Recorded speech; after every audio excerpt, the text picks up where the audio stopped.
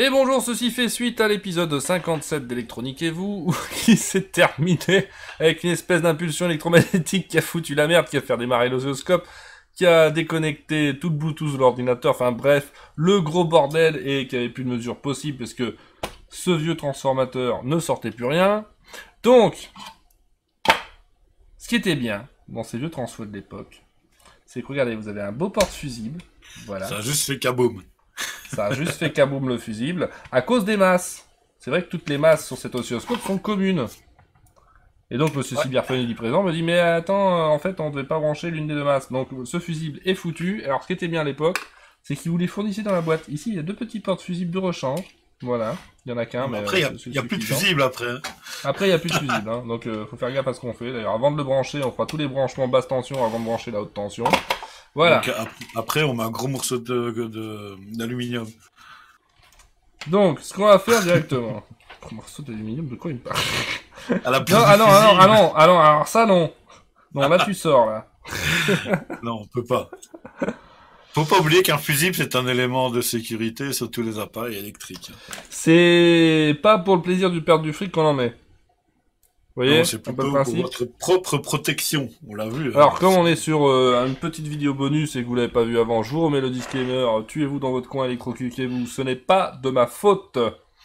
Voilà, chacun prend ses responsabilités. Bon. Ouais. Alors, Ok. ici, alternatif, là-dessus. L'autre alternatif, là-dessus. Voilà. Voilà. Ici, donc c'est sur le deuxième, j'ai la sortie du pont de diode. Et sur la première, tu me disais, ne branche pas la masse et branche l'une des deux arrivées alternatives, quoi. Ouais. C'est qu'est-ce que tu me disais? Voilà. On est bon. Ouais. Et on branche. Et Ah. merci Flos pour tes bits avant que ça pète. Ça n'a pas l'air de péter. On fait une autocalibration parce qu'on est des gros feignants. Pas qu'il va me calibrer pareil, parce que sinon ça va être chelou. Ok, ça va être bien. Ah, on voit les masses et tout, c'est bien. J'espère qu'il y a une note dans le logiciel. Et voilà. Voilà. Ah. Donc en jaune. En jaune au-dessus. Nous en avons jaune au-dessus, c'est une la première demi-alternance. sonde. Alors c'est rigolo parce qu'en jaune au-dessus, en fait, c'est la... Tu sais, c'est là où je me suis branché direct à la sortie du secondaire, donc en alternatif. Et on n'a pas le... On n'a pas le négatif, t'as vu? Est-ce que tu as configuré l'entrée en alternatif, en AC? Ah, il s'est mis en DC ici. Ah, tiens donc. Oh, mais ça fait des trucs dégueulasses. Bon, enfin, on sait que c'est de pas toute beau, façon... mais on devine. Ouais, voilà. Bon, c'est parce que c'est 6 stars de masse. Hein. Et comme elles sont communes, c'est pour ça que ça a pété. Et on voit qu'en sortie du pont de diode, on a que du positif. On a que les positifs. Donc toutes les alternances négatives qui étaient en dessous de la ligne de 0 sont passées au-dessus.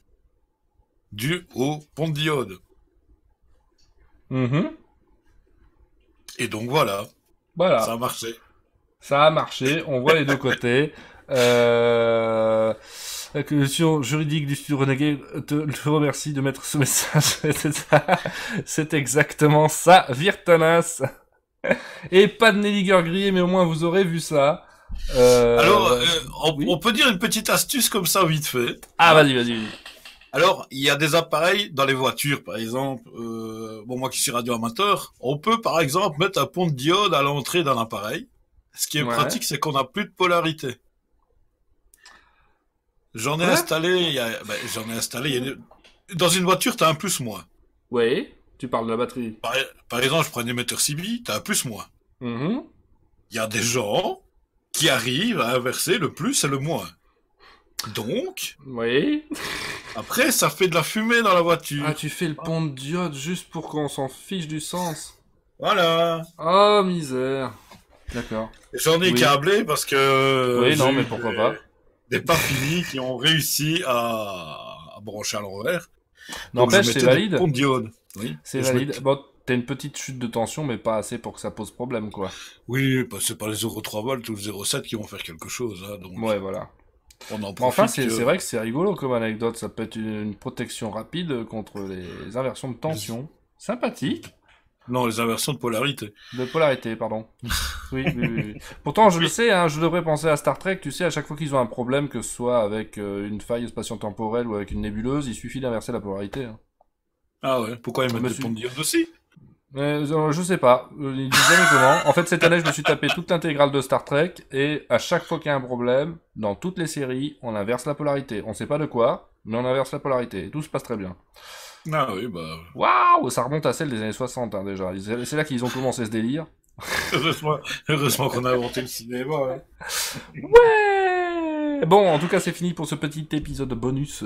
Au revoir. Au revoir.